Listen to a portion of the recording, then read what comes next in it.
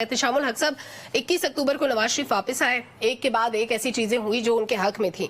बाकी केसेस इतने स्ट्रांग नहीं थे। रियासत ने फैसला अगर कर लिया है कि अब हमने पीछे हटना है, बाकी केसेस पे अभी हमने उस तरह से डेवलपमेंट नहीं देखी।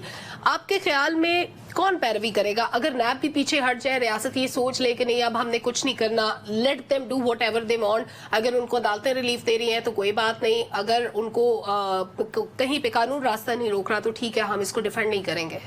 सलमा, पहले आपने एक जुमला बोला था अपने इंट्रो में कि अनहोनियां जो हो रही हैं, मेरा ख्याल है इस पे मैं कमेंट करूं, उसके बाद फिर मैं आता हूं जो उनके केसेस हैं, फॉर्मल केसेस चलने की जो बात हो रही है।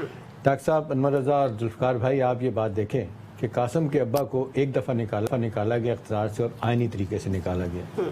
नवाज शरीफ साहब को 3 दफ़ा निकाला गया, तीनों दफ़ा गैर आइनी तरीके से निकाला गया। एक दूसरी आप चीज़ देखें कि जब आपने देखा कि निकाला गया, इस्टेब्लिशमेंट के साथ जब लड़ाई शुरू हुई कासिम के अब्बा की, तो सारी सियासी जमातों, उससे पहले सियासी जमातों से वो लड़ाई कर चुके थे। नवाज शरीफ साहब इस लिहाज से बड़े समझदार हैं कि जब इस्टेब्लिशमेंट उनको लड़ाई करके निकालती रही है तो वो पॉलिटिकल फोर्सेस को अपने साथ मिला के रखते रहे। देखें, ये एक बड़े काम की बात होती है कि सबको अपने खिलाफ मत करें। तो ये चीज़ तो समझने वाली है कि उन्होंने ग्राउंड किस तरीके से बनाए अपने लिए। अब आ जाए केसेस पे। देखें सलमा, अल-अज़ीज़िया केस और एवन फील्ड में तो आपने देखा कि मरियम साहबा की और मियाँ साहब की ज़मानत हो चुकी है। इन दोनों केसों में नवाज साहब को 10 साल और 7 साल कैद हुई, नाहली हुई थी। अभी देख लें केस कहाँ पे पड़ा हुआ है। केस की नोयत ऐसी है कि अब मरियम नवाज के बरी होने के बाद एवन फील्ड में तो नवाज साहब का बड़ा वाज़ेह तौर पर लगता है कि वो जीत जाएंगे, अपना केस बरी हो जाएंगे। अब आ जाएँ अल-अज़ीज़िया पे।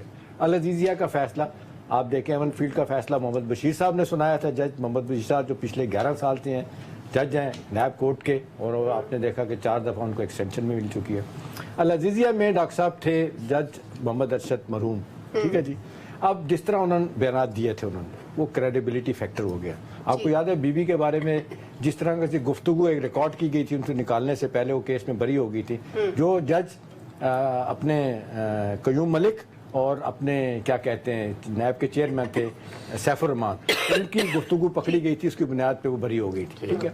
लिहाजा ये केस मुझे लगता है किसी क्रेडिबिलिटी नहीं है। जज अरशद मलिक साहब भी यहाँ से वो निकल जाएंगे। बिल्कुल सही है। आखिरी बात यह है कि नवाज शरीफ साहब पहले तो लग रहा था कि जी उनकी पार्टी उनको ला रही है अपनी जान बचाने के लिए कि कंपेन करें और नून का जितवाएं। अब मुझे बड़ा वाज़ेह तौर पर लग रहा है कि सारे मामला तो जिस तरीके से तय करने हैं, वो ये सोच के आए कि मैंने चौथी मरतबा प्राइम मिनिस्टर बनना है। अब रह गया सवाल जो आप नैब का कर रही हैं। देखिए, नैब पॉलिटिकल इंजीनियरिंग के लिए, पॉलिटिकल विक्टिमाइजेशन के लिए समात हो रहा है। लेकिन अब वक्त आ गया है अनवर रजा के उस फेवर को वापस लौटाया जाए जो उनके साथ ज्यादती की गई है।